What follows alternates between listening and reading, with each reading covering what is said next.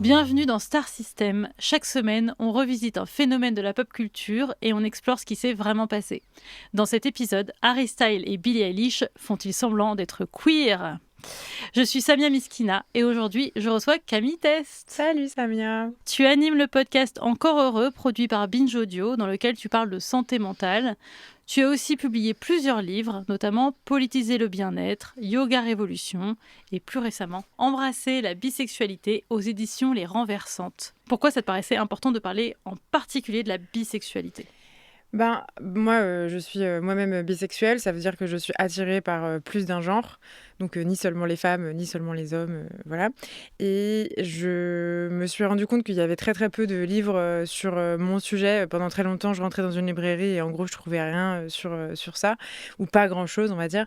Et j'ai comparé ça avec des chiffres récents sur les attirances sexuelles et romantiques. Aujourd'hui, 10% des moins de 30 ans se disent bisexuels. Donc ça veut dire qu'en gros, 10% des moins de 30 ans, et donc on peut l'imaginer en réalité, au moins 10% de la société, rentrent dans une librairie et ne trouvent rien sur ce que ça veut dire d'être bi. Et le truc, c'est que ce que ça veut dire d'être bi, au-delà des attirances, c'est aussi une certaine façon d'être perçu, des stéréotypes qui nous sont propres, une invisibilisation très spécifique vécue par les bi, qui sont non seulement invisibilisés comme tous les queers, mais aussi souvent, on va dire, de gens qui sont gays ou lesbiennes, alors qu'en fait, elles sont bisexuelles. Et ça a des conséquences très, très concrètes, très matérielles, tant sur la santé mentale que sur la précarité des personnes bisexuelles, que sur les violences qui peuvent être vécues. Et donc, en fait, ça me paraissait dingue qu'on ait rien qui raconte tout ça et rien qui permette aux bi de se penser eux-mêmes, elles-mêmes, mais aussi, on le voit aujourd'hui, il y a de plus en plus d'associations bi, de collectifs bi, etc. Et j'avais envie de raconter aussi ce que je perçois comme une sorte de réveil bi, en fait, où les bisexuels se disent aujourd'hui, en fait, on se réveille, on s'organise et on crée une espèce de communauté qui veut pas dire, tu sais, c'est toujours les gens, ils ont peur quand on dit communauté, que ce soit genre du communautarisme et tout, mais c'est plus pour être ensemble, se penser, se renforcer, se célébrer, et on en a bien besoin. Bah oui, c'est ça, parce qu'effectivement, il y a des gens maintenant qui vont trouver ton livre en librairie, qui vont peut-être se reconnaître dedans, et ça va être une étape importante de leur parcours. Est-ce que tu connais des célébrités bi, et est-ce que c'est important pour toi de voir des célébrités qui s'affirment en tant que bi ? Il y en a eu, hein, évidemment, tout au long du XXe siècle. Je pense à David Bowie, par exemple, qui est souvent la première personne bi que vont citer des gens de plus de 40 ou 50 ans. On a eu aussi, via des auteurs, des auteurs, des autrices, Simone de Beauvoir, par exemple. Bien sûr. Des chanteuses comme Joséphine Baker, des artistes comme Frida Kahlo. Bon, ça, je te cite des gens d'autres générations. Dans la nôtre, oui, Théodora, Angèle, Billie Eilish, qui, je sais pas si elle se dit bi ou si elle se... On va en parler tout à l'heure. Ouais, on va en reparler, mais en tout cas, je crois qu'elle reconnaît des attirances pour plusieurs genres dans ses attirances. Le rappeur Lil Nas X aussi.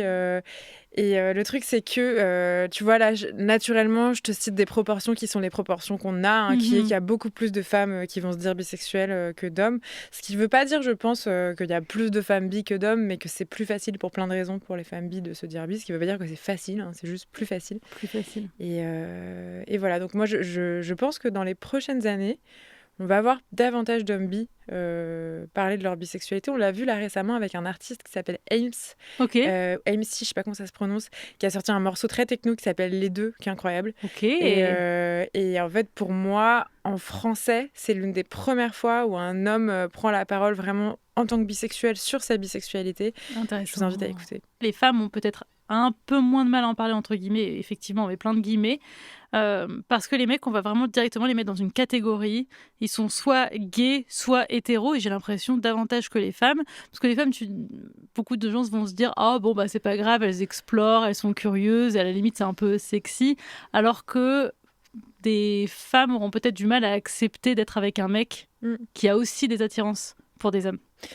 Ouais, je pense qu'effectivement, enfin, comme tu le résumes très très bien, chez les hétéros, en tout cas, il y a beaucoup d'hommes bi qui témoignent que c'est très compliqué pour eux de faire des coming out bisexuels dans le cadre de leur relation avec des Mhm. femmes, parce qu'en fait, il y a des telles injonctions à la virilité, et souvent, bah, le fait d'être queer, bah, en fait, vient effriter cette virilité.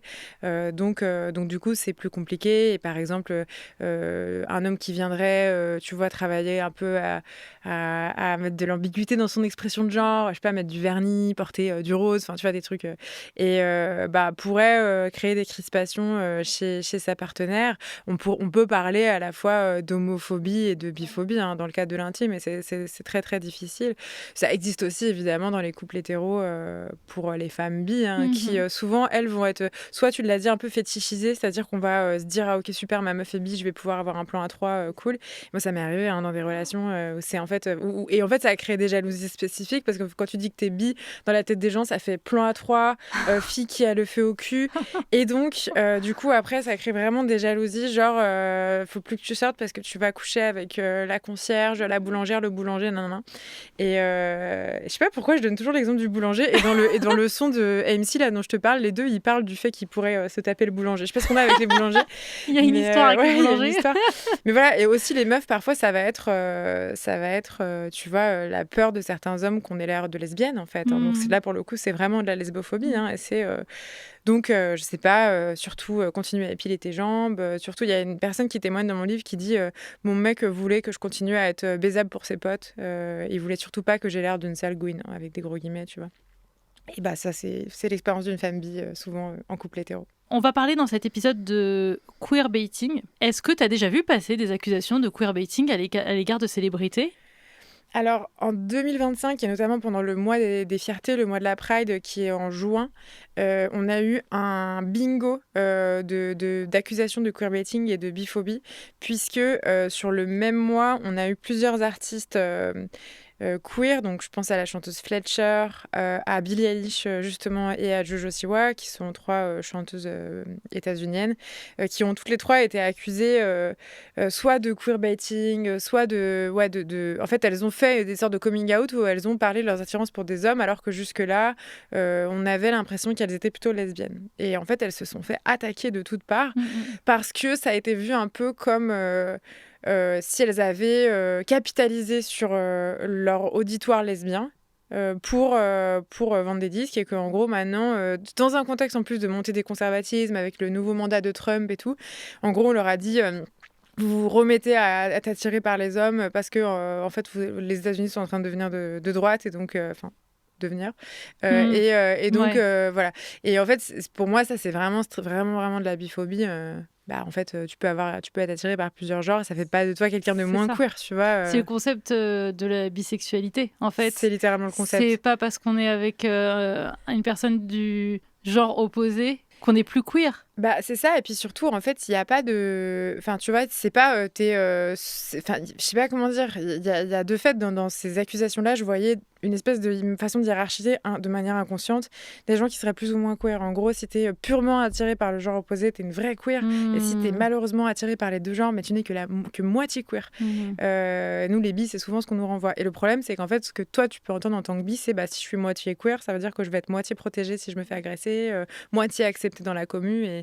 Et ça, c'est pas acceptable parce qu'en fait, ce qu'on appelle la commu, ce Mhm. qui veut rien dire peut-être pour des gens qui connaissent pas trop le monde LGBTQ+, mais c'est la communauté LGBT, justement. Et c'est un endroit, en fait, où on est protégé.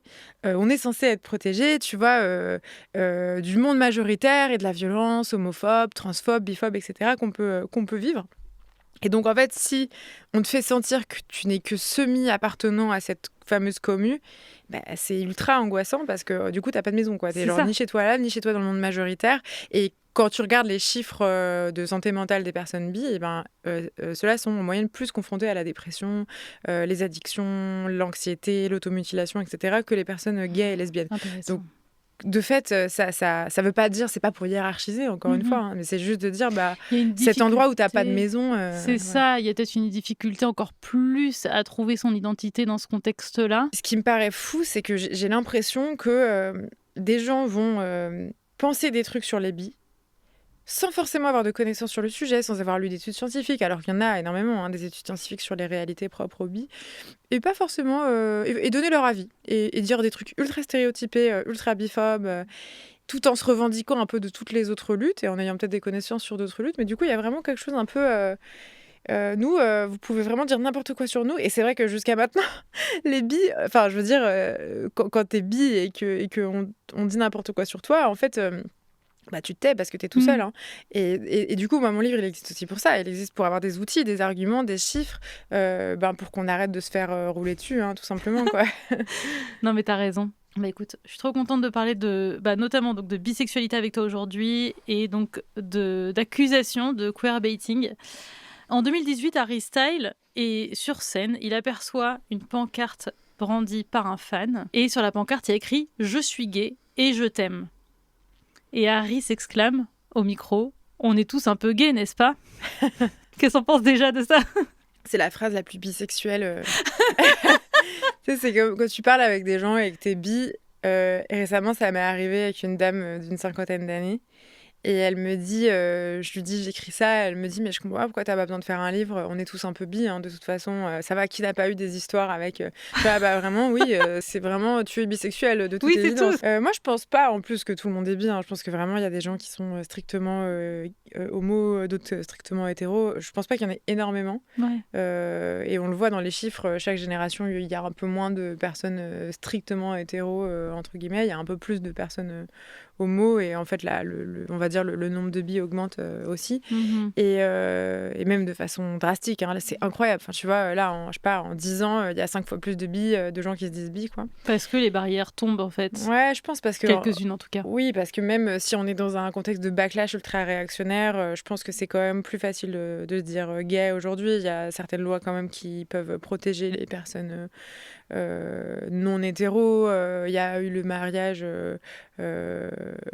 non hétéro. Il y a, tu vois, il y a des choses. Enfin, tu vois, il y a des artistes. Enfin bon, bref, il y a un ensemble de choses qui font que c'est quand même plus facile. Il y a plus de fluidité. C'est plus facile pour les femmes que pour les hommes. On l'a dit, hein, mais je pense que c'est quand même plus facile pour les hommes qu'avant. On a plus de représentation, etc. Donc c'est plus simple. Et pour revenir à ton histoire de Harry Styles, là, à ma connaissance, il n'a pas fait de coming out, ni bi, ni queer, ni quoi que ce soit.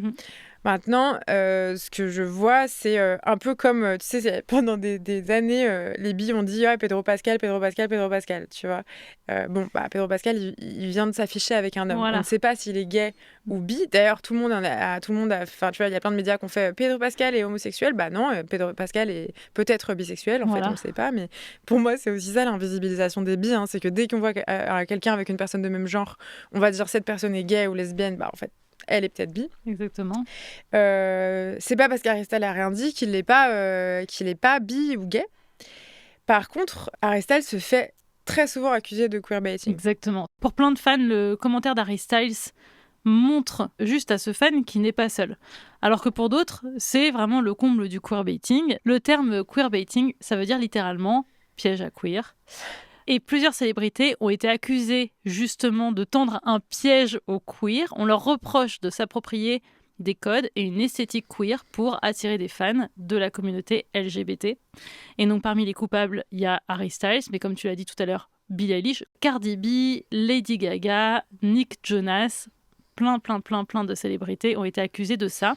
Il y a un truc qui est intéressant déjà dans l'aspect célébrité, c'est qu'il y a bien sûr, par exemple, on prend Harry Styles, il y a la personne Harry Styles et il y a l'image qu'il montre de lui, comme toute célébrité. Tout ça, ça a été théorisé dans les années 50. Dans les années 50, le sociologue Erving Goffman écrit sur la mise en scène de la vie quotidienne et il dit que tout le monde, pas juste les célébrités, tout le monde a une sorte d'image qui va montrer aux autres. Quand on est en société, on agit différemment que quand on est tout seul. Et que ce soit avec le public en général, des gens dans la rue, ou avec des gens vraiment très proches. Et ensuite, le concept de persona est arrivé comme terme marketing plus tard, dans les années 90. Et ça désigne la représentation fictive d'une personne dotée de caractéristiques sociodémographiques et psychologiques spécifiques.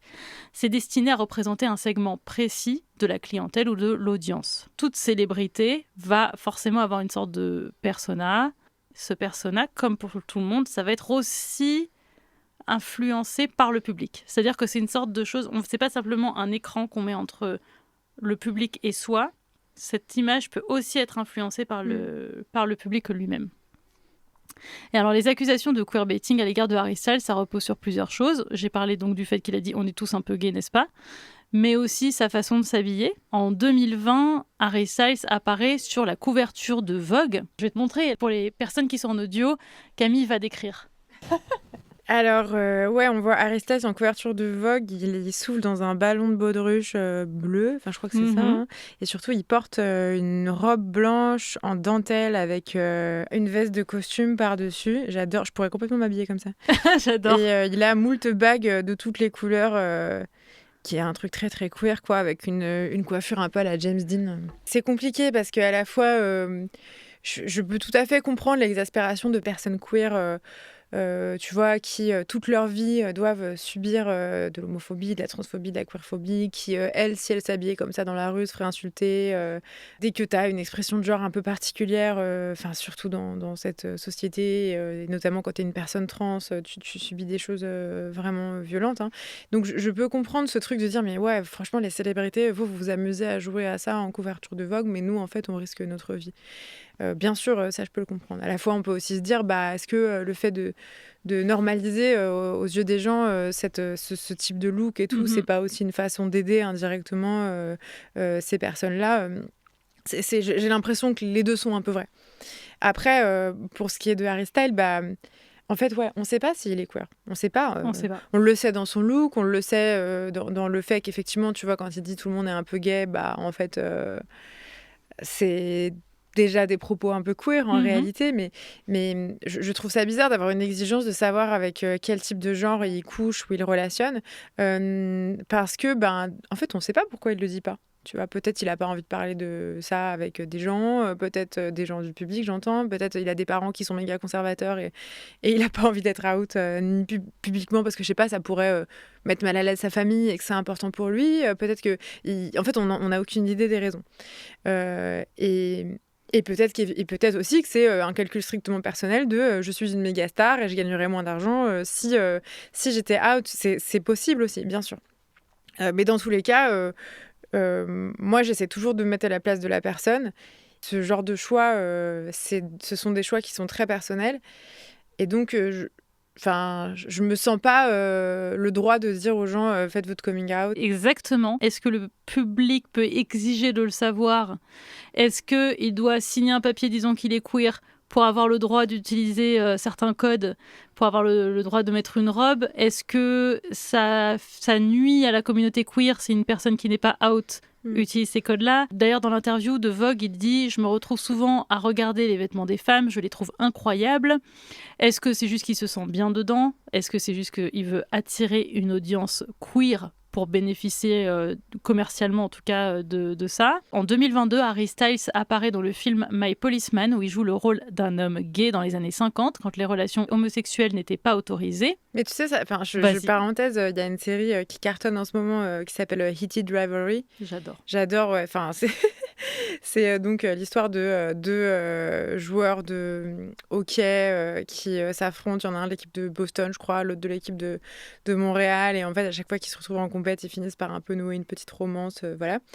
Et les deux acteurs ont été accusés parce qu'en fait, ils sont vus comme hétéros. Alors, on ne sait pas s'ils sont hétéros, mais ils sont perçus comme tels. Et donc, du coup... ça n'a pas plu parce que en fait il aurait fallu donner le rôle à deux hommes gays. Or en fait encore une fois oui c'est vrai que en fait dans l'idéal c'est comme tu vois quand il s'agit de jouer une personne minorisée c'est aussi cool de donner le rôle à une personne qui est vraiment concernée, souvent parce qu'elle va aussi mieux jouer, parce qu'elle va mieux comprendre les réalités. Je sais pas, par exemple, si t'es une femme trans, tu joueras toujours mieux le rôle d'une femme trans que si t'es pas une femme trans, en fait. Enfin, oui. Souvent. Et aussi... si t'es une bonne actrice, par ailleurs. Absolument. Et aussi, il y a des gens qui vont dire les femmes trans n'ont pas de rôle de personnes cis. Donc, si le peu de rôles trans, on les donne à des personnes cis, ça va être... il va plus rien leur rester, quoi. Oui, mais d'ailleurs, ça serait intéressant de pousser le curseur un peu plus loin et justement de donner des rôles de femmes à des femmes, tout simplement, et donc, en fait, à des femmes trans parfois. Enfin, et même, oui, exactement. Donc, et sur des sujets qui ne se portent pas forcément sur les enjeux trans, parce qu'en fait, ça doit être aussi très exaspérant. Enfin, dans un monde idéal, en fait, les femmes trans jouent autre chose que des enjeux qui tournent autour de la transidentité.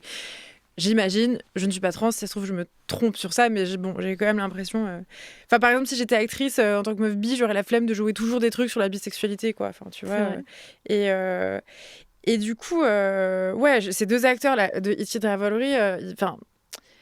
En fait, encore une fois, on ne sait pas s'ils sont hétéros, tu vois. Enfin, moi, je trouve qu'ils jouent quand même très, très bien, très, très bien les relations avec les hommes et que, bon, c'est peut-être juste des très bons acteurs, mais bref, en fait, on n'en sait rien. Et encore une fois... on ne peut pas exiger d'une personnalité qu'elle nous donne son...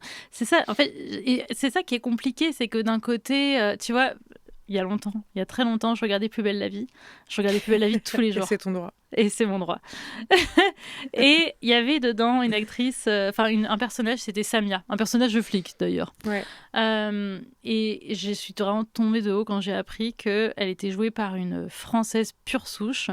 Et en fait, c'est juste qu'elle a l'air arabe. Franchement, elle a l'air vraiment arabe. Ah, wow. Et je me suis dit, ils n'auraient pas pu choisir une arabe. Enfin, on en a quand même, c'est ouf.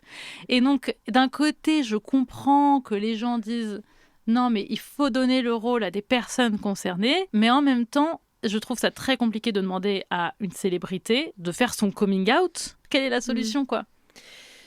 D'autant qu'en plus, encore une fois, tu vois, tout à l'heure, on parlait de Harry Styles et je te disais peut-être sa famille, c'est des conservateurs et ça serait insupportable pour lui de faire son coming out. Tu vois, je te disais ça, mais en fait, encore une fois, on n'est pas dans la vie des gens, on n'est pas dans la tête des gens. Faire son coming out, c'est pas rien. Et puis même, cette exigence de coming out, à terme, il me semble que ce qu'on vise, c'est...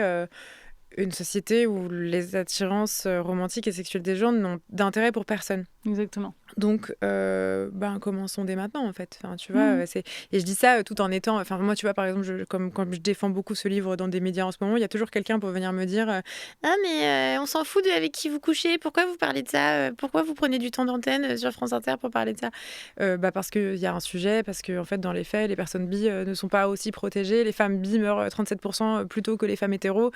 Donc, en fait, oui, il y a un sujet à adresser. Donc, je suis bien obligée de mettre le mot pour adresser ce sujet.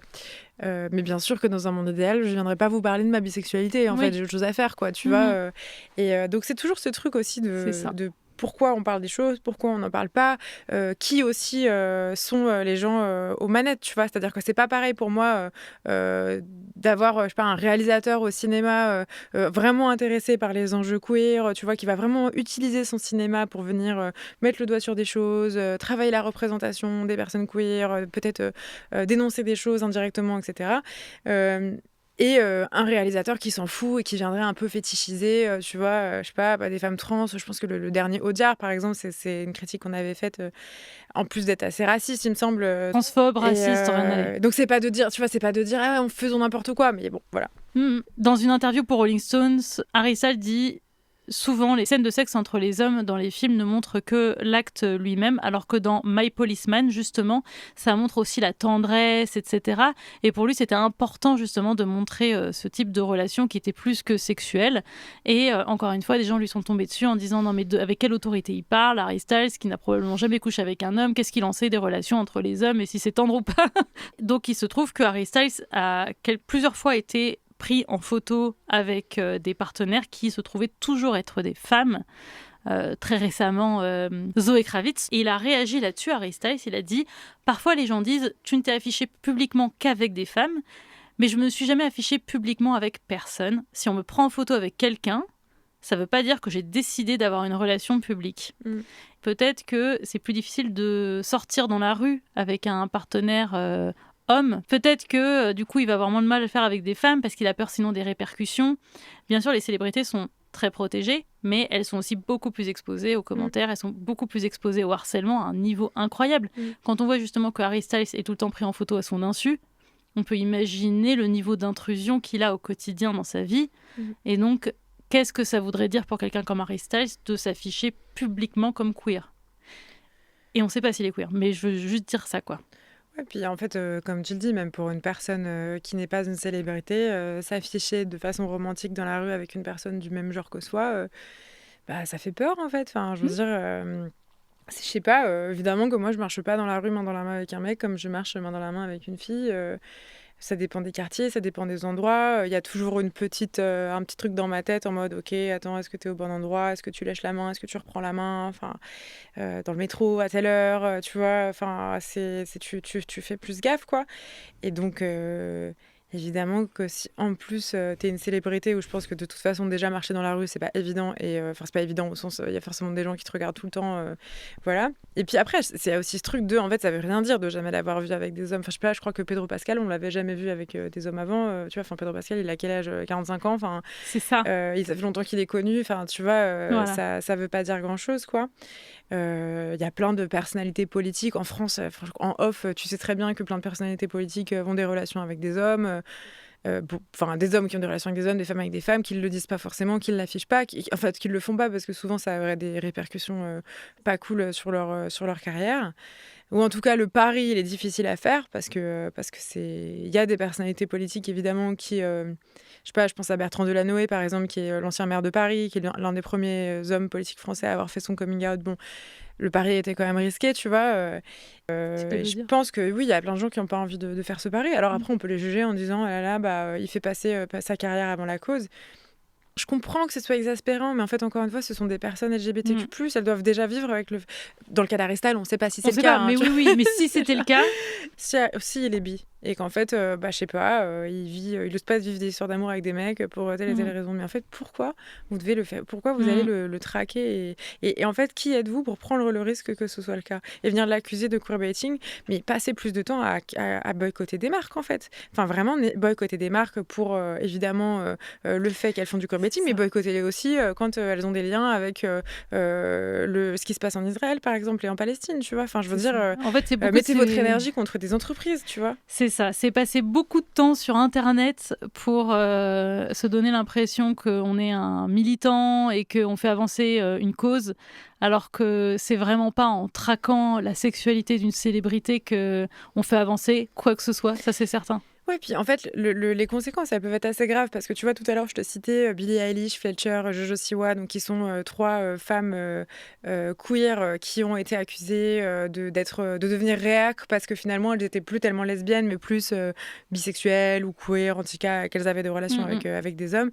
Et vraiment, on leur a dit, mais quel scandale de faire ça pendant le mois des Prides, c'est insultant. Alors qu'en fait, ce qui est insultant, c'est vraiment de venir faire chier quelqu'un sur sa sexualité pendant le mois des Prides, et voire oui, oui. très très problématique à mon sens. Mais en fait, j'aimerais que les gens se posent 2 secondes la question des conséquences sur, non pas ces célébrités qui, dans les faits, je pense que ça va pour elles, tu vois, dans leur... Je pense que, bon, moi, je suis face à ce harcèlement dans mon penthouse à New York, je pense que je m'en remets, tu vois, je me refais un cocktail et voilà, et j'éteins mon téléphone. Non, mais par contre, la question, c'est sur les autres gens, en fait, enfin, je sais Qui voit pas, ça. c'est quoi la conséquence sur une jeune fille de 20 ans qui se cherche un peu dans ses orientations sexuelles, qui se sent pas totalement lesbienne, qui se sent pas totalement hétéro, qui est un peu perdue et qui voit ça. C'est quoi les conséquences de l'affaire Harry Styles sur un jeune homme qui, en fait, dans les faits, a peut-être eu beaucoup de relations avec des femmes et puis finalement se rend compte qu'il a un certain désir, mais il se fait accuser de vouloir profiter de ça. Enfin, tu vois, il y a mille anecdotes comme ça, pour moi, qui sont un peu du gatekeeping, tu vois, c'est-à-dire le fait de tenir les portes de la communauté LGBT et de maintenir en dehors tous les gens qui n'ont pas, encore une fois, donné assez de gages de queerness, quelle qu'elle soit. Déjà, vous êtes qui pour tenir ces portes, vraiment? Exactement. Et en fait, laissez le temps au temps. En fait, on sait très bien qu'un coming out sur une orientation sexuelle ou même de genre, ça peut prendre des années. C'est très difficile. Et donc, j'invite à garder un peu de souplesse et un peu de tendresse aussi pour les gens, pour ces gens. Mais c'est les gens que vous étiez avant. Mais bien sûr, le terme queerbaiting, il apparaît au début des années 2000 et il concerne des œuvres de fiction, des livres, des films, des séries télé. Et l'idée, c'est que des scénaristes glissent des sous-entendus qui permettent aux fans d'imaginer une romance entre deux personnages sans jamais rien montrer explicitement. Comme ça, une personne hétéro va percevoir les personnages comme par exemple de simples amis, alors qu'une personne queer va déduire que cette relation est gay. C'est notamment le cas de la relation entre Will et Mike dans Stranger Things. On parle aussi de queerbaiting dans la publicité. Des marques comme Diesel, comme Ikea, comme Volvo ont utilisé des codes queer dans leur pub pour s'approprier ce qu'on appelle le pink dollar, l'argent de personnes queer. Et certaines personnes appellent ça gay vague. Donc voilà, le fait de jouer sur l'ambiguïté gay, mais sans jamais l'affirmer comme telle, pour que les personnes queer comprennent le message sans s'aliéner les personnes hétéros. La plupart des théoriciens du queerbaiting vraiment rejettent l'idée qu'on puisse appliquer ce terme à de vraies personnes parce que le queerbaiting repose sur l'idée qu'on est à la recherche de la vérité. Si on parle d'une œuvre de fiction, c'est est-ce que Will et Mike sont hétéros ou gays ? Il va y avoir un débat, on va chercher la vérité. C'est un sujet à débat. En revanche, dans le cas d'une célébrité, il n'y a qu'une seule réponse.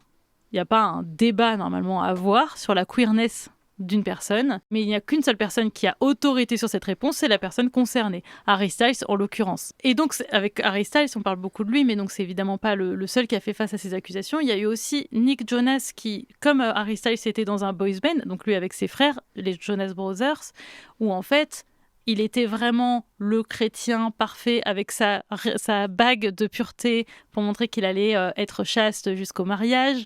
Comme plein d'ex-enfants stars, il a voulu montrer qu'il était devenu adulte.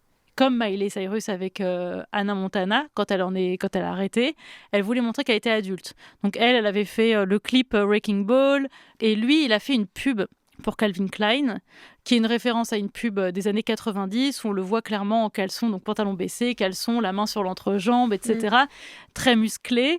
Déjà, beaucoup de personnes disaient qu'il y avait des codes queer dans cette pub, mais en tout cas, une chose est sûre, c'était pour montrer, ça y est, je suis devenue un adulte, je ne suis plus le petit bébé des Jonas Brothers, quoi. Par ailleurs, il accepte des rôles dans des films où il est sexualisé, ou dans des séries d'ailleurs, comme la série survivaliste En pleine nature avec Bear Grylls, où certaines scènes jouent sur l'ambiguïté queer. Suite à ça, il est un peu pressé dans les interviews de faire son coming out, Nick Jonas, et il dit « Je ne peux pas dire si j'ai déjà eu des relations sexuelles avec des hommes ». Il refuse de répondre, ce qui est d'ailleurs à son droit. Il dit pas non, mais il dit pas oui. Okay. Ce qui est important aussi, c'est que Nick n'hésite pas à prendre la parole lors d'une veillée après la fusillade contre une boîte de nuit gay en Floride. Et le fait qu'il fasse un discours lors de cette veillée, ça provoque la colère du public et des médias, qui remarquent que ce discours intervient donc quelques jours après la sortie de son album Last Year Was Complicated, et qui disent c'est un moyen de booster les ventes de son album. Des chercheurs soulignent que le comportement de célébrités qui proclament leur alliance avec des communautés marginalisées, c'est pas sans risque, parce qu'au lieu de sensibiliser le public à une cause, la célébrité attire l'attention sur elle-même. Moi, je connais pas trop Nick Jonas et j'ai pas trop suivi donc son cas particulier. On sait pas si c'est une personne queer. On a vu quand même des artistes qui, pendant des décennies, ont été des très bons alliés. Tu vois, je pense à Lady Gaga par exemple, et finalement en fait on se rend compte que c'est pas des très bons alliés, c'est juste des personnes queer elles-mêmes, tu vois. Il y a beaucoup d'icônes gays qui sont perçues comme des femmes hétéros, tu vois. Je pense à Mylène Farmer, je pense à Lady Gaga.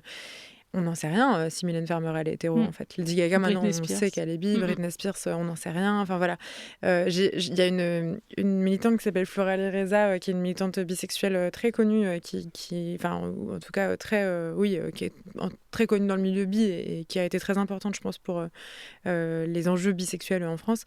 Qui disait une fois sur Instagram que souvent les très bons alliés étaient souvent des bi qui n'avaient pas encore fait leur coming out. Donc encore une fois, c'est difficile de dire bah oui, il a pris la parole et en fait il est hétéro, donc il fallait pas le faire parce qu'on ne sait pas s'il est hétéro. Exactement. Après, en tant que personnalité connue, est-ce que le fait d'utiliser sa célébrité pour ça, c'est une bonne manière de légitimer une question et d'attirer l'attention d'un certain public et du coup de sensibiliser à cette question, ou au contraire, est-ce que il fait ça pour sa carrière et que du coup c'est genre ultra malvenu. C'est là, vu que moi j'ai pas vu la situation, c'est dur de juger. Je crois que même si j'avais vu la situation, je me serais j'aurais sans doute été un peu habitée par ces deux questions. Et je trouve que ça vaut la peine aussi de percevoir les gens non pas seulement juste sur une action donnée, mais avec le temps en fait. Est-ce que dans les faits, quand il aura 60 ans, Nick Jonas, est-ce qu'il pourra témoigner d'un parcours où il a été un soutien indéfectible et un allié indéfectible des personnes LGBTQ+. En ce moment, il y a une chasse aux sorcières extrêmement violente des personnes trans aux États-Unis. Par exemple, au Kansas, elles n'ont plus, on leur a retiré leur permis de conduire. Ça pose des questions extrêmement graves. Vraiment, il y a même des chercheurs qui parlent d'une situation un peu proto-génocidaire pour les personnes trans aux États-Unis. Donc, on est vraiment face à une situation qui est très grave. Où est Nick Jonas je ne sais pas parce que honnêtement, je n'ai pas suivi. Mais où est-il dans ce... Et donc...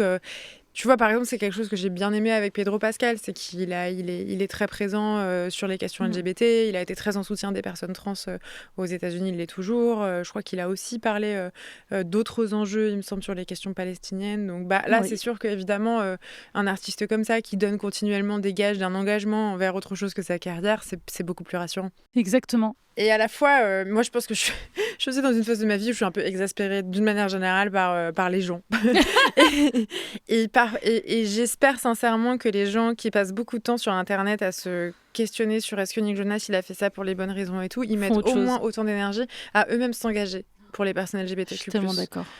Parce que si c'est pas le cas, en fait, juste arrêter de parler de Nick Jonas. En fait, c'est juste pour se sentir bien et se dire j'ai fait une bonne chose aujourd'hui. J'ai posté un commentaire, j'étais pas content, super. On va parler maintenant d'invisibilisation bi, puisque parfois les accusations de queerbaiting sont dirigées donc contre des célébrités qui ont affirmé leur identité queer. Le problème, c'est qu'elles ne sont pas le bon queer. Donc c'est notamment le cas effectivement de Billie Eilish ou Jojo Siwa dont tu as parlé. En 2024, Billie Eilish a sorti le single Lunch, dans lequel elle dit notamment qu'elle aimerait manger une femme pour le déjeuner.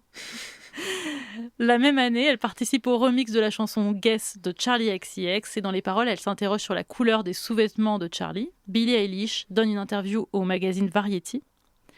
Et elle dit dans une interview « Je ne me suis jamais vraiment identifiée aux filles. Je les aime tellement. Je les aime en tant que personne. Je suis attirée par elles en tant que personne. » Et quelques semaines plus tard, sur le tapis rouge d'un événement justement organisé par Variety, une journaliste lui demande « Mais est-ce que tu as fait ton coming out en fait dans cette interview ?» Et Billie, elle est un peu gênée. Elle dit « Non, mais je me suis dit c'est évident, non. J'avais pas réalisé que les gens n'étaient pas au courant. Est-ce qu'on peut pas juste exister ?» Ensuite, Billie Eilish a dit « Variety m'a forcé à faire mon coming out ». Une personne publie un texte sur TikTok, elle dit « Vous êtes juste aveuglé par son queerbaiting à des fins commerciales. » Depuis la controverse autour de Lost Cause, elle a réduit les femmes à des objets dans le but de convaincre les masses qu'elle les aime. Dans cette chanson Lost Cause, c'est juste que Billie Eilish est dans cette sorte de soirée pyjama avec des filles et quand elle avait sorti le clip, elle avait publié une photo du making-of où elle avait écrit dans la légende « I love girls ». Pourquoi est-ce qu'on reproche à Billie Eilish de faire du queerbaiting ? C'est parce qu'elle est bi et qu'elle ne s'est affichée publiquement qu'avec des hommes. Non, mais de toute façon, y a une chose qui est claire, c'est que même si elle s'était elle s'était affichée avec des femmes, il y a encore des gens qui lui diraient non, mais de toute façon, elle fait ça pour vendre des disques. Hein, donc... C'est possible. Exactement. À ce stade, y a pas de... elle peut pas gagner. Non, tu ne peux pas gagner. Et ce qui est intéressant, c'est que je pense qu'il faut il faut s'intéresser à l'histoire des accusations qu'on a faites aux femmes bisexuelles ou attirées par plusieurs genres. Je dis bisexuelle, mais vu qu'elle n'utilise pas ce mot pour elle-même, je précise attirées par plusieurs genres. Elles ont, depuis qu'on parle de ces questions et depuis les années 50, 60, qu'on voit un militantisme homosexuels émergés en Occident, les femmes bi sont souvent présentées comme des traîtresses, comme des personnes, ou les personnes bi de manière générale, comme des gens qui voudraient finalement les avantages de l'hétérosexualité le jour et le fun de l'homosexualité la nuit. Par exemple, il y a une chercheuse qui, dans les années 50, s'est intéressée au discours qui était produit sur les personnes bi dans des milieux militants aux Pays-Bas, les milieux militants queer aux Pays-Bas, et qui voit déjà ce type de discours sur les personnes bi. Plus tard, que ce soit aux États-Unis, en Angleterre, en France, on a vraiment des éléments qui nous permettent de montrer que les femmes bi sont tout le temps présentées comme des traîtresses, et souvent qui sont un peu vues comme des connes, qui n'ont pas la force mentale de résister aux hommes. Et donc, du coup, elles sont pas, tu sais, dans un contexte notamment des années 80, d'un féminisme et d'un lesbianisme politique, notamment porté par des gens comme Monique Wittig. Il y a une féministe américaine qui s'appelle Grace Tika Atkinson, je ne sais plus son nom, enfin bref, une féministe américaine qui dit le féminisme est la théorie, le lesbianisme est la pratique. Donc un côté très, si tu veux être une vraie féministe, une vraie résistante à l'ordre patriarcal bien réel, il faut arrêter les hommes. Et donc dans ce contexte-là, les femmes bi, elles peuvent être vues comme des connes qui ne sont pas capables ou des mauvaises militantes, ou des connes qui ne peuvent pas résister aux hommes, c'est ça. et qui retourneront avec eux dès que le vent va tourner. Donc ça, je pense que c'est vraiment des choses que tu vas trouver, tu vois, tu vas le trouver dans des médias communautaires, dans des revues lesbiennes dans les années 80, en France, aux États-Unis, en Angleterre, parfois avec tout un registre sur la souillure, tu vois, genre notamment Diva, qui est un magazine lesbien très connu au Royaume-Uni, où tu vas trouver dans des courriers de lectrices des phrases horribles du genre une vraie lesbienne ne toucherait pas une femme bi avec un bâton, tu vois. Et ça, tu vas encore l'entendre aujourd'hui de la part de personnes de 25 ans. Hein. Enfin, tu vois, c'est pas juste de l'histoire ancienne. Et donc, c'est important de donner ce contexte pour dire qu'il arrive régulièrement que les femmes bi soient perçues comme ça. Et d'ailleurs, tout ce discours autour des femmes bi comme traîtresses, je pense qu'il est aussi très toxique. Par exemple, pour des jeunes femmes lesbiennes qui se construisent là-dedans, qui en fait vont développer une espèce de peur xénophobique, entre guillemets, des femmes bi, parce qu'on leur a dit qu'elles vont les trahir, qu'elles vont profiter d'elles avant de retourner avec des hommes, etc. Et ça va entretenir le rejet, quoi. Et ça va entretenir le rejet. Bon, voilà. Et donc, dans les faits, pour moi, c'est des stéréotypes qui sont profondément biphobes. Hein. Bien sûr. Tu vois, ça a des conséquences très concrètes aussi sur les bi. Parce que, par exemple, je sais pas, moi, je suis en couple avec une femme. Je le sais, je me suis déjà... Par exemple, il y a une fois où j'ai mis plus de temps que ce que j'aurais dû faire à quitter une femme avec qui ça se passait pas bien, parce que j'étais terrifiée à l'idée qu'elle retourne, qu'elle aille voir d'autres amies lesbiennes et qu'elle se dise non mais de toute façon laisse tomber, c'est une meuf bi, elle te quitte pour retourner avec un homme, elle t'a juste fétichisé, utilisé. C'est grave. C'était pas le cas, juste ça se passait plus bien, tu vois. Mais donc du coup, encore une fois, c'est important, je pense, de se poser la question des conséquences que ça peut avoir. Et tu vois, dans le cas de Billie Eilish, encore une fois, c'est cette espèce de regard ultra méfiant qu'on va avoir sur des femmes bi. Elle est pas attirée par les femmes juste parce qu'elle est attirée par les femmes. Elle aime pas les femmes juste parce qu'elle aime les femmes. Non, elle le fait pour attirer l'attention, pour vendre des disques. C'est des choses qu'on a dit à Madonna, c'est des choses qu'on a dit à Lady Gaga. Tu citais Cardi B. Cardi B, elle a dû justifier je ne sais pas combien de fois sur ça. Oui. Et donc... Mais lâcher ces personnes, parce qu'encore une fois, c'est pas tant sur elles, c'est sur les billes du quotidien que vous créez de la violence, en fait. Exactement, mais tout à fait d'accord avec toi, parce que ça envoie un message à toutes les personnes bi. En 2022, le jeune acteur Kit Connor joue le rôle d'un garçon bi dans la série Heartstopper. Des fans l'accusent de s'approprier une identité queer alors qu'il sort avec une femme dans la vie. Après plusieurs semaines de harcèlement, il finit par publier un message sur Twitter. Il dit « Je suis bi ». Bravo d'avoir forcé un jeune de 18 ans à faire son coming out. J'ai l'impression que certains d'entre vous sont passés à côté du message de la série Bye. Et dans le Guardian, il explique « J'avais l'impression que je pouvais jouer ce rôle de façon authentique. Je savais que j'étais queer, mais je ne voulais pas que le monde entier le sache. Pas parce que j'avais honte, mais parce que c'était ma vie privée. » Et justement, pour lui, la série montre bien que la queerness n'est pas stéréotypée. On n'est pas censé forcément être un certain modèle queer pour vraiment pouvoir se revendiquer queer, puisque le personnage qu'il incarne à l'écran apparaît comme très hétéro pour beaucoup de ses camarades, puisque c'est le capitaine de l'équipe de rugby. Et que dans l'imaginaire collectif, on n'imagine pas ça d'un homme queer. Il n'y a pas plus hétéro qu'un capitaine d'une équipe de sport. Il dit « Je ne veux plus parler de ma vie privée. En tout cas, une chose est sûre, c'est que j'hésiterai à sortir à nouveau avec une femme. » Et on parle vraiment d'un jeune de 18 ans, quoi. Mais tu sais, je pense qu'encore une fois, c'est ce que relatent beaucoup de bi. Hein, c'est une fois que tu es ouvertement bi, si tu veux rester accepté dans la communauté LGBTQ+, parfois... T'es bien content quand tu relationnes avec des personnes du même genre. Évidemment, ça te pose d'autres problèmes dans le monde majoritaire. Tu as des risques de subir des violences dans la rue. Enfin, c'est pas de dire c'est beaucoup plus facile de sortir avec une personne de même genre, c'est pas vrai.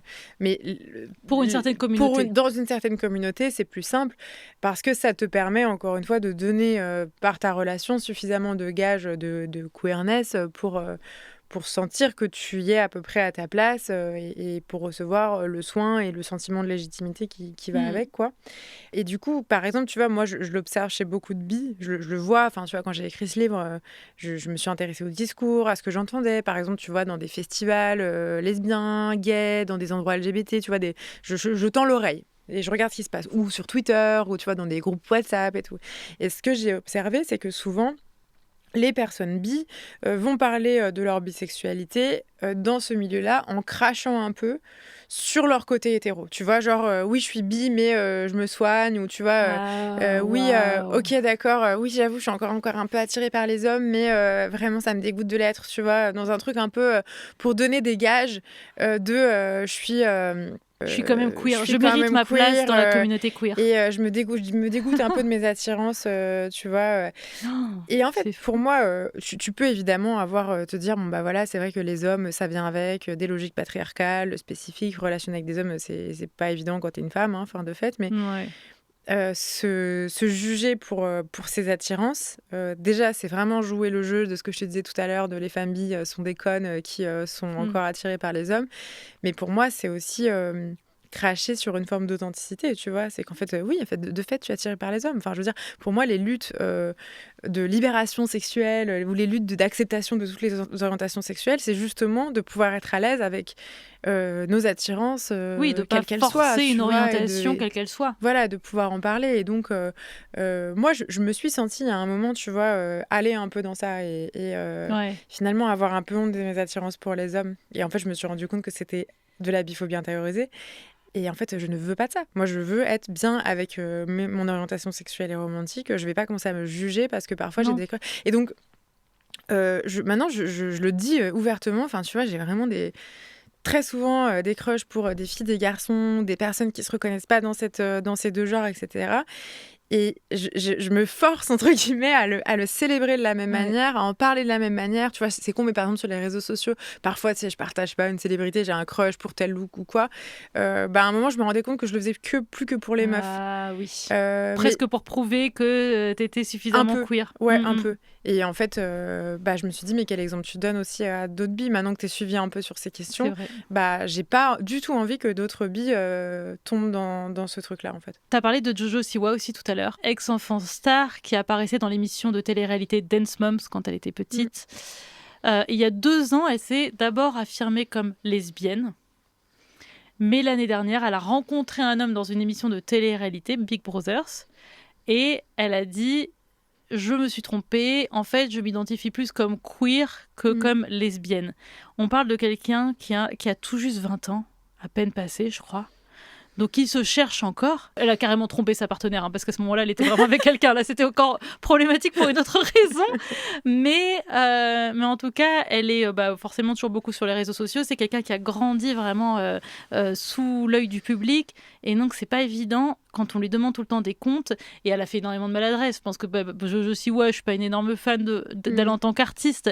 Mais j'ai énormément d'empathie pour elle de devoir chercher son identité dans tout ça. Et en plus de ça, elle avait sorti un morceau en juin dernier aussi, je crois que c'était à peu près en juin justement, autour de la Pride, où elle avait un style vraiment tradwife, en fait avec son petit collier en perles, sa robe, sa mise en pli au niveau de ses cheveux. Et donc il y en a qui ont dit, bah voilà, c'est Jojo Siwa sous Trump, c'est la tradwife. En réalité, je pense juste qu'elle a fait ça pour... J'en sais rien, peut-être qu'elle a essayé un style et bon, elle s'y est pas du tout tenue au final. Et aujourd'hui, elle est toujours avec cet homme et voilà. Et en fait, c'est juste que elle s'est dit, bah non, en fait, je me suis dit lesbienne et je me suis trompée, je suis bi et puis c'est tout. Et Miley Cyrus, qui elle-même donc s'identifie comme pan, elle a fait une blague. Elle a dit, je vais aller chercher Jojo dans le placard dans lequel elle s'est enfermée. Ouais, le truc, c'est que tu vois, tu dis, elle est jeune, elle se cherche encore. Mais je pense qu'il y a aussi le fait que l'orientation sexuelle, on se rend bien compte qu'elle est fluide et que parfois tu peux te sentir sincèrement lesbienne ou sincèrement hétéro, puis à un moment te rendre compte qu'en fait c'est le contraire, et puis te rendre compte que ça change, puis peut-être parfois vouloir mettre des mots dessus, parfois te sentir enfermé par des mots et préférer te dire sans étiquette, ce qui est évidemment ok aussi. Et je pense qu'une société plus joyeuse et plus émancipatrice, c'est une société dans laquelle on laisse les gens naviguer tranquillement autour de ça. Tu vois, récemment, il y a une chanteuse, là j'ai oublié son nom, je pense que c'est pas Halsey, je sais plus, bref, qui a fait un coming out, qui était bi et qui a fait un coming out lesbien. Ok. Et grand bien lui fasse. Enfin, je veux dire, c'est pas moi qui va lui dire, oh là là, on a perdu une bisexuelle. C'est clair. Enfin, c'est beau en fait aussi d'avoir des représentations de gens qui naviguent entre ces différentes orientations, et est-ce qu'on n'a pas forcément obligé de leur projeter le fait que c'est parce qu'ils sont devenus réac. Je sais, ouais, en plus moi je suis d'accord avec toi, je suis pas une fan de l'artiste, peu importe d'ailleurs, mais je veux dire, elle s'est largement assez affichée en tant que personne LGBTQ+, pour que ce soit pas sa relation avec un mec qui la protège si un jour on se fait traquer et qu'on nous envoie dans des camps de rééducation. Ça, exactement. Tu vois, donc, ça c'est vrai qu'elle y échappera quand même pas parce qu'elle s'est affichée comme personne queer. Bien sûr. Ouais, évidemment. voilà, donc c'est parfois un peu simplifier des questions qui sont en réalité sont très complexes. Et à nouveau, je sais que je l'ai déjà dit 228 fois depuis tout à l'heure, mais posez-vous la question pas de l'effet que ça a sur ces stars, mais Quel est sur l'intérêt de tout ça? sur les gens autour de vous, quoi. Et alors justement, on parle d'effet sur les stars. Le fait d'aller traquer la sexualité des célébrités, parfois c'est l'inverse. Parfois c'est des personnes qui sont perçues comme hétéros, dont on va être persuadé qu'elles sont queer. Et alors, on revient à Harry Styles, mais cette fois-ci, l'époque One Direction, donc quand il était encore dans son groupe, il était moins dans les accusations justement de queerbaiting. On allait chercher les preuves qu'Harry Styles était secrètement queer. Et notamment, des fans étaient persuadés que Harry Styles et Louis Tomlinson, donc 2 membres du groupe, avaient une relation secrète. Les adeptes de cette théorie s'appellent eux-mêmes les Larry, pour la contraction de Louis et de Harry. Tout repose sur des ours en peluche aux couleurs arc-en-ciel qui apparaissaient régulièrement au concert des One Direction. En fait, un jour, un fan a jeté un nounours arc-en-ciel sur la scène, donc c'était en 2014. Ils l'ont gardé ensuite pour les concerts suivants et ils ont ajouté une deuxième peluche, exactement pareil, juste un peu plus petite, et un compte Twitter dédié au Larry a été créé. Les fans ont donné des noms aux peluches, Rainbow Bondage Bear et l'autre c'était Sugar Baby Bear. Et donc pour ces fans, Harry et Louis étaient vraiment dans cette relation secrète, sauf que là, les managers les empêchaient de vivre leur relation au grand jour, puisque Harry Styles était présenté par le management comme le womanizer, l'homme à femme. Donc ça pouvait pas coller avec son image. Et donc ils étaient juste pour les fans brimés dans cette relation. Ces fans, ils ont appelé ça de l'hétéro-baiting. Par contre, ça a été très compliqué forcément à vivre. On imagine pour Harry Styles et Louis, qui en tout cas en public ont de plus en plus pris leur distance pour ne pas trop donner du grain à moudre aux fans. Et certaines personnes ont accusé les fans justement d'avoir provoqué cette séparation entre 2 amis parce qu'ils en avaient trop fait, quoi. Mais ça doit être super oppressant de vivre des trucs comme ça, où tout à coup, effectivement, si c'était qu'une amitié, tu te retrouves à devoir orienter tes affects pour à la fois plaire à ton public ou sous pression, effectivement, de ton management. Récemment, j'ai vu la série un peu biopic sur les To Be Free, et c'est raconté un petit peu... En tout cas, le personnage principal, Philippe, je crois, vraisemblablement, c'était un mec bisexuel et c'est raconté un peu ce truc de c'est vraiment un boys band qui s'est créé sur le côté ultra sex symbole pour des jeunes filles et tout machin. Et je me dis qu'effectivement, pour des profils comme ça, si effectivement t'es queer, ça doit être extrêmement compliqué. Mais c'est le cas aussi pour des femmes. Je ne sais pas si tu te rappelles Muriel Robin, par exemple, qui témoignait en disant « Mais moi, je suis la seule lesbienne actrice française », parce qu'évidemment qu'elle n'est pas la seule lesbienne.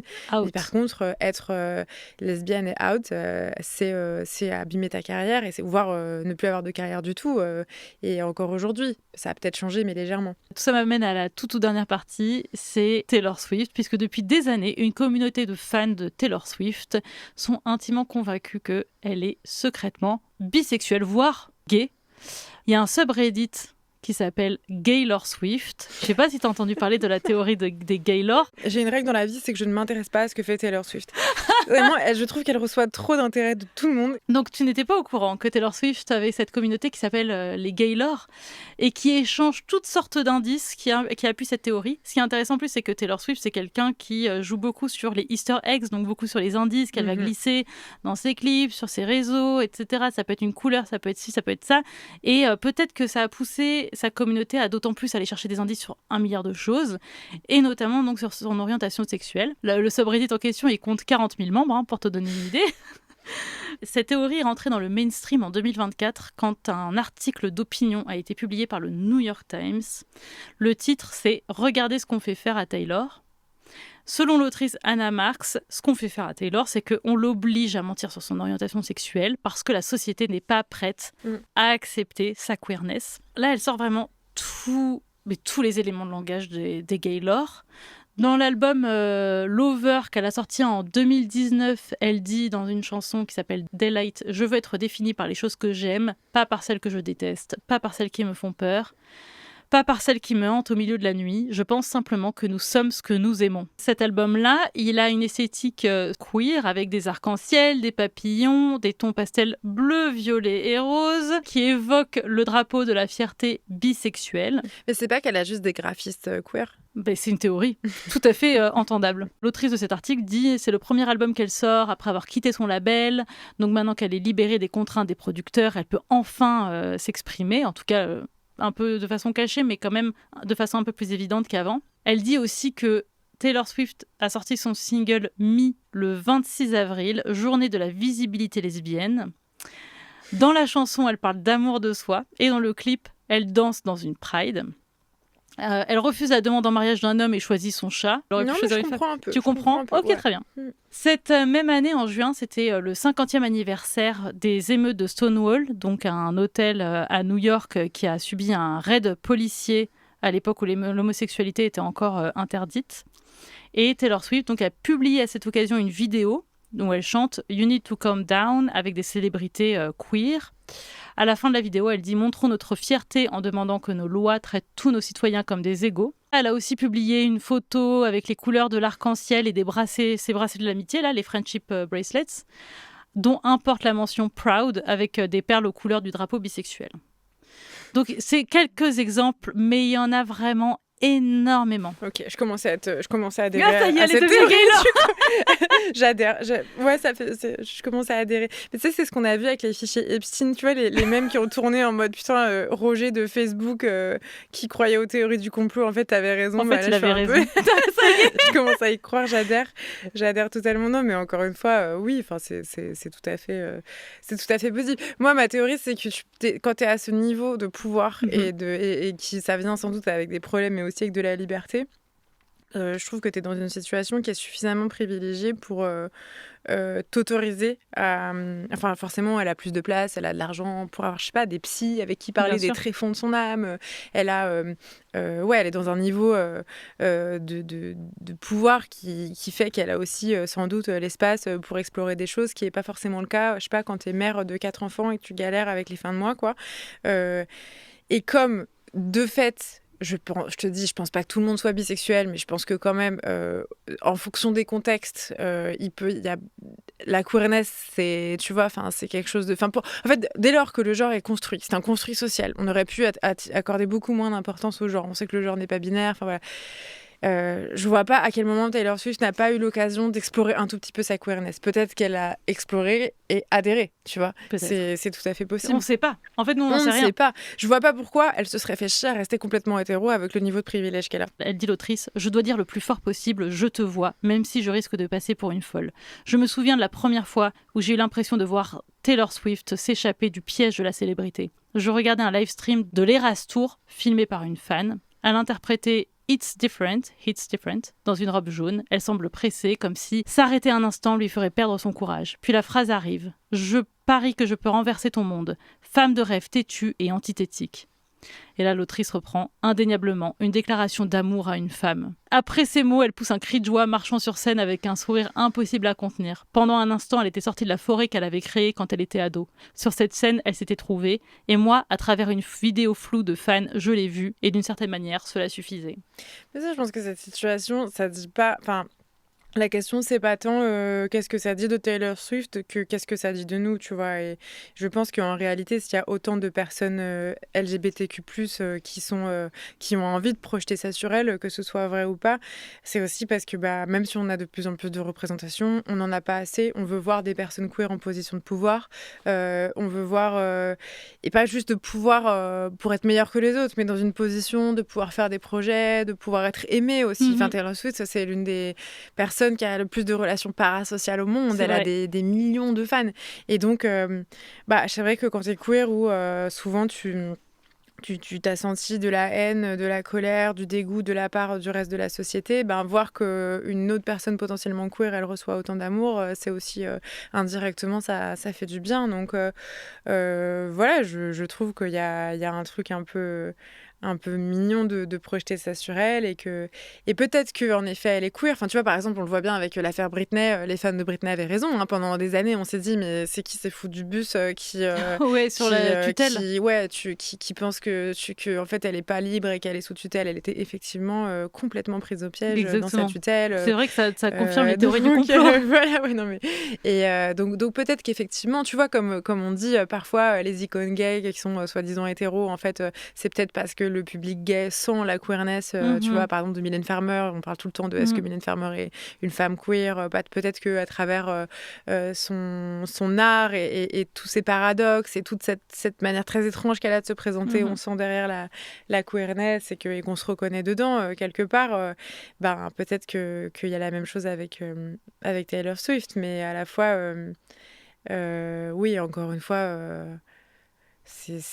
à quel moment est-ce qu'on se fait passer en premier et à quel moment on vient la saouler à devoir se justifier. C'est ça, parce que le fait vraiment d'en parler de façon aussi publique et surtout, même si c'est un article d'opinion, hein, c'était pas issu d'un travail journalistique, mais en tout cas, ça a soulevé un tollé parce qu'il y a des gens qui ont dit mais attendez, on peut pas spéculer comme ça aussi publiquement sur la célébrité sur la sexualité d'une personne. Et l'année dernière, Taylor Swift a annoncé ses fiançailles donc au joueur de la NFL Travis Kelce. Et des milliers de fans se sont effondrés. Sur X, un post a fait 6 millions de vues avec une fan qui dit « Je ne veux pas être dramatique, mais je suis au bord de la crise de panique. Ah oui, quand même. Je sais que tout va bien. Soit elle est bi et elle l'aime vraiment, soit c'est une performance artistique. » Donc voilà, est-ce qu'on a le droit de questionner l'orientation sexuelle des célébrités ? Est-ce que si on est une célébrité qui ne s'affirme pas comme queer, est-ce qu'on a le droit de jouer avec les codes queer ? Est-ce que c'est grave si on le fait ? Mais en fait, encore une fois, c'est quand tu es une célébrité, tu es sous la loupe en permanence. Tout ce temps passé à parler de machine et comme ça, est-ce qu'elle est queer, est-ce qu'elle est pas queer, est-ce qu'elle nous a trahis, est-ce que Billie Eilish elle est méchante parce qu'en fait elle est pas machin, puis en fait elle est lesbienne, puis truc. Et en fait, si vous voulez vraiment faire avancer ces causes, parlez-moi de ces gens et faites avancer ces causes, quoi. D'accord. Tu vois. Je suis absolument d'accord avec toi. On ne peut pas savoir si une personne utilise à des fins commerciales des codes queer si cette personne n'a jamais dit son orientation. Et traquer la sexualité d'une célébrité, c'est compliqué, non seulement pour la célébrité en question, mais aussi pour l'image qu'on renvoie au public. Identifier le flic en vous-même, tu vois. C'est ça. Parfois, y compris parce que moi je le vois dans les milieux LGBTQ+, y compris radicaux, qui peuvent être à raison, je pense, dans une critique réelle de l'institution policière, carcérale, enfin voilà, des choses qui sont évidemment importantes, hein, je pense.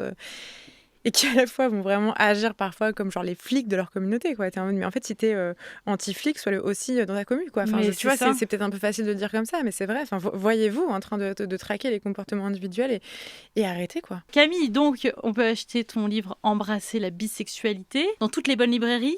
Et je mettrai le lien dans les notes de l'épisode ou en description de la vidéo si vous êtes sur YouTube. Il y a aussi ton podcast « Encore heureux » qu'on peut aller écouter, produit par Binge Audio. Je mettrai aussi le lien. Et je mettrai aussi le lien de ton Instagram, avec évidemment. Plaisir. Voilà. Et merci vraiment, c'était trop intéressant. Merci à toi. Merci d'avoir écouté cet épisode jusqu'au bout. N'hésitez pas à laisser des commentaires, des étoiles. N'hésitez pas à vous abonner si vous êtes sur YouTube. Et je vous dis à la semaine prochaine pour un nouvel épisode. Bisous.